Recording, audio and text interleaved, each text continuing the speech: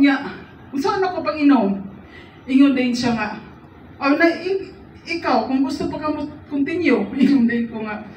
wala pa naman ubayad akong loan ba kay 1 year o niya 6 months naman niyo so na may 6 months balance so ana lugar ingon din siya nga ay gusto kag libre ingon nga oy kana tudloy ko anang libre ingon din siya nga okay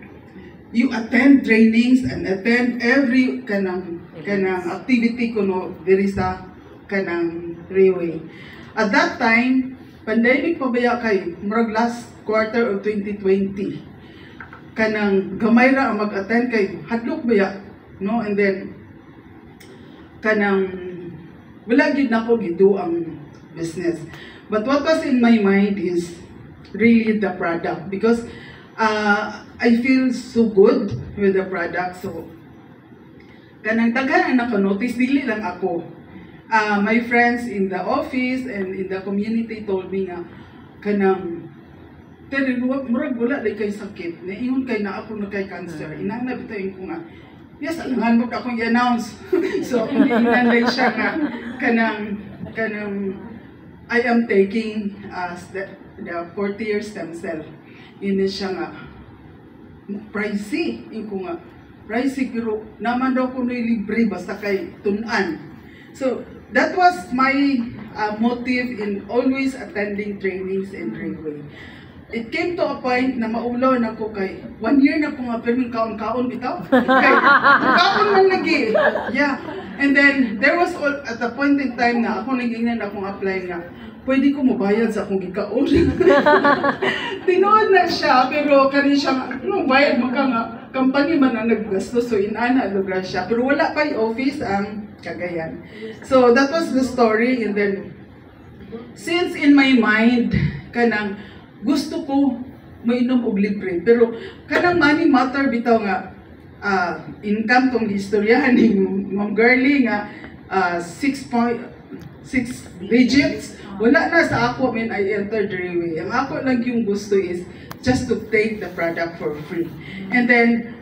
without me knowing nga katulad gitudlo sa akong apply na okay attend trainings because there are trainings inyo din siya nga di ba ko nga ay istoryahay na lang ko ay ayaw no kay ipaten kay maulo ko ng kaon-kaon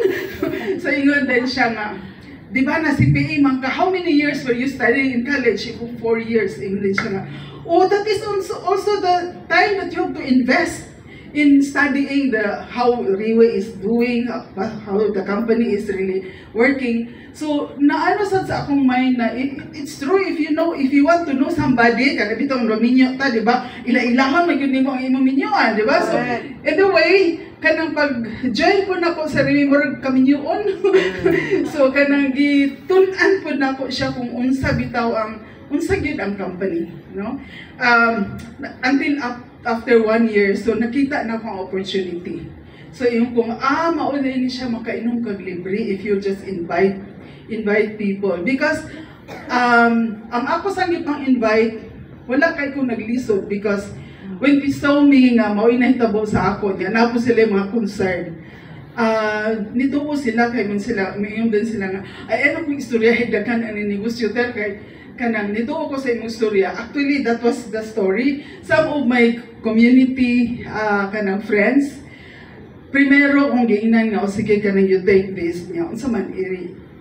kanang i-encode o dili ay ayon ako apil-apil anang negosyo din eh kanang sa imo na lang na karon kinanglanon nimo inana ang nahitabo so ay gi-encode na ko tanan sa ako antod niya po to daghan na kay to encode bitaw pero ako tanan pero not knowing nga kung imo ditong encode tanan maabot itong kanang bangga-bangga sa una wala ko nakabalo ng bangga-bangga dili sa Railway ang bangga kanang grasya sa gawas kung magbangga disgrasya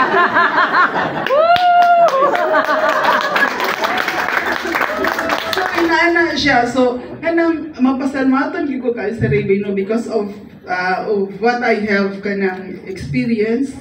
nga ang akong straight focus is on the product para libre pero what comes out is